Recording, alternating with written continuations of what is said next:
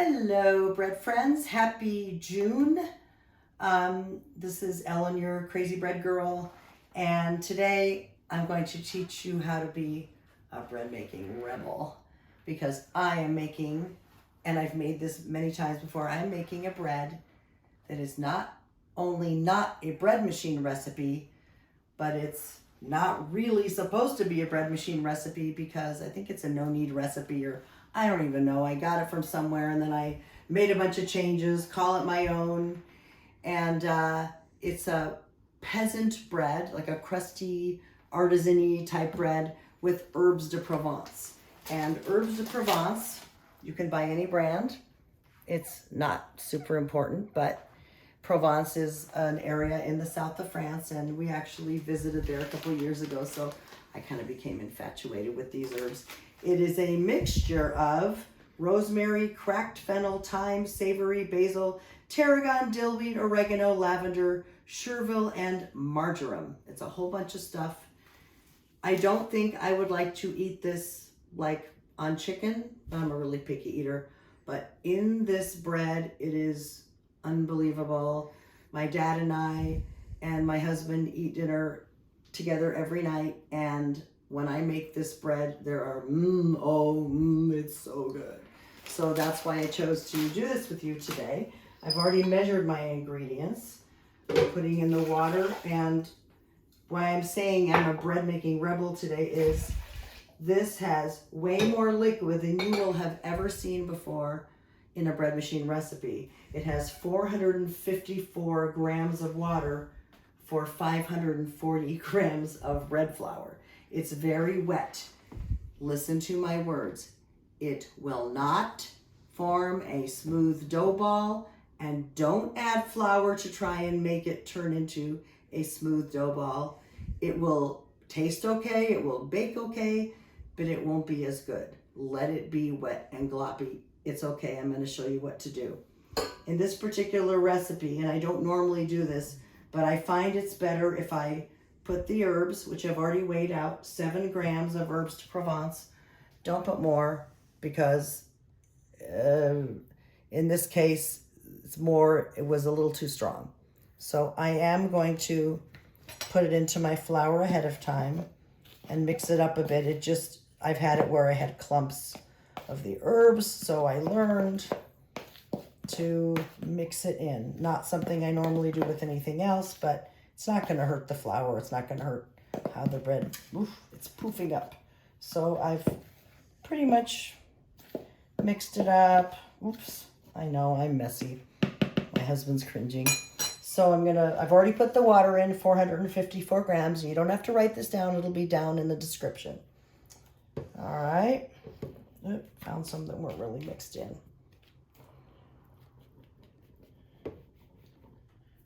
Floury hands. Yes, I know. Some people cringe at my messiness, but that's okay. I have fun. It's no fun if the kitchen doesn't get messy. So I've put in 454 grams of water, 540 grams of bread flour. I've got 12 grams of kosher salt. My little routine is I always put salt on the far end on the left, sugar on the far end of the right. Then if the phone rings or I get distracted, I can look and see, yes, my sugar's there, yes, my flour is there, and I know which is which. So water, bread flour, 12 grams kosher salt, 9 grams of sugar, 7 grams of herbs, and the only thing left is the yeast. I'll make a little well. You know how to do that. And I put my yeast in, and then I'm going to set it for dough cycle. I will update you to show you what the dough looks like so that you do not panic when it doesn't form a smooth dough ball. I'm going to say it again. It will not form a dough ball. It will be wet and sticky and gloppy. I promise it will turn into an amazing loaf of bread. See you in a bit. So the rest period is over. The dough is mixing, and I'm going to open it up and help that flour be incorporated. I don't know if I can video this and do it at the same time. I can't, scratch my back and rub my head or whatever, rub my tummy. I'm using a very soft spatula to just kind of scrape the bits of flour down a little bit. But you can see it is a wet dough, and I'll show you again in a few minutes as it continues. All right, this is the dough a few minutes later. I just kind of want to keep you posted. So you can see that it is very wet. If I stick my finger in it, it's very sticky, gloppy. It smells like heaven though because of the herbs. So do not worry, it will not form a smooth dough ball. Do not add flour. It's supposed to be like this. It's just not a bread machine recipe, but I'm a rebel. The dough is done kneading and it is rising. Oh, more to come. And now we're going to see if it has risen. Oh, it most definitely has. It's all poofy. All right, next stop, dough level finishes in, about a half an hour. Although it'll be instant for you. And then I'll show you what to do next.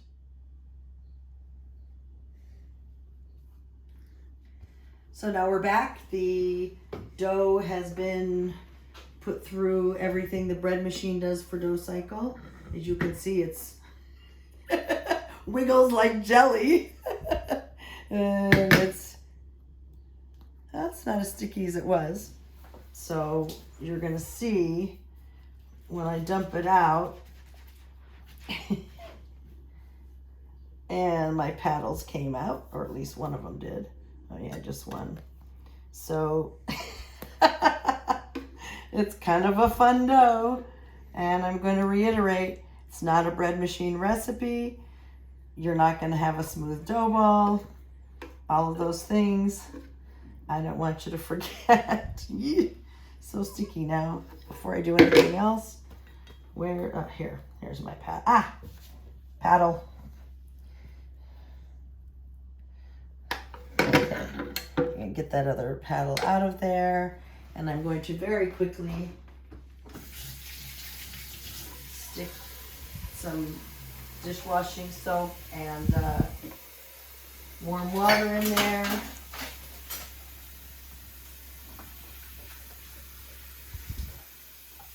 And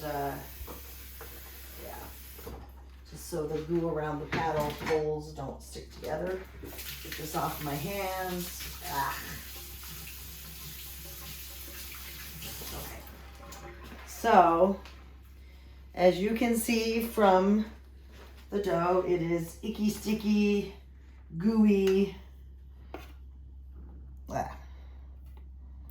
So I need a little flour. In fact, I think I'm going to need more flour to kind of sprinkle on the top to make this so I can handle it a little. I'm not going to knead it. I'm not going to shape it in any way. I'm really just going to get it into a blob. It's a blob. There are several ways, or things I should say, that you can bake this in. I sometimes bake it in a Dutch oven. This is a 4-quart cast iron Dutch oven. I've baked it in there. It gets a nice crust, but it doesn't get crispy all the way around. I bought this terracotta baking bowl from King Arthur Baking Company, and I like this better because it gets more of the crust crispy. It gets crispier on the top. So what you have to do with this is oil it. So what I do is I pour I have grapeseed oil. You could use olive oil, you could use vegetable oil, whatever, but I just use my little silicone brush and make sure that I have evenly, and yes, I'm doing it on the handles because, as you'll see later, it kind of grows over a little bit. And in fact, I even bake it, let it rise and bake it inside a foil pan, or you could use a cookie sheet or whatever, because I'm always afraid that it's going to overflow and make a mess in my oven, and I'll have burning dough when I bake it, and do not want to go there. So I prefer to bake it in this. And so, like I said, I just hope to achieve a blob, which I have, and I can't really, it's very sticky. So I'm just gonna kind of bonk, like my sound effect. My husband taught me sound effects. And I'm not too concerned about cracks and crags or whatever on there. And as you've seen me do on other YouTube videos, I am just simply going to turn my oven on to 170, set the timer for 1 minute, turn it completely off after the minute. Do not let it come to 170. That is too hot. I'm going to let it rise for 45 minutes, and then I'll show you what that looks like before I bake it. Here is the Herbs de Provence peasant bread, and you can see it's risen into crazy proportion. It always does, and now you know why I put it in the baking pan, so it doesn't make a mess all over my oven. And yes, it always does this. Yes, I wish that they made this terracotta baking bowl a little bit bigger, but they don't. I need to search for one, but I like it a lot better baked in here than I do in the Dutch oven that I showed you earlier. Now I'm going to bake this at 425. I'm going to set my timer for about 30 minutes. Then I'm going to keep checking it by taking its temperature with an instant read thermometer, which looks like this. And you open it up, there's a probe, you stick it in the middle, and it should be somewhere between 190 and 200 degrees before it's done.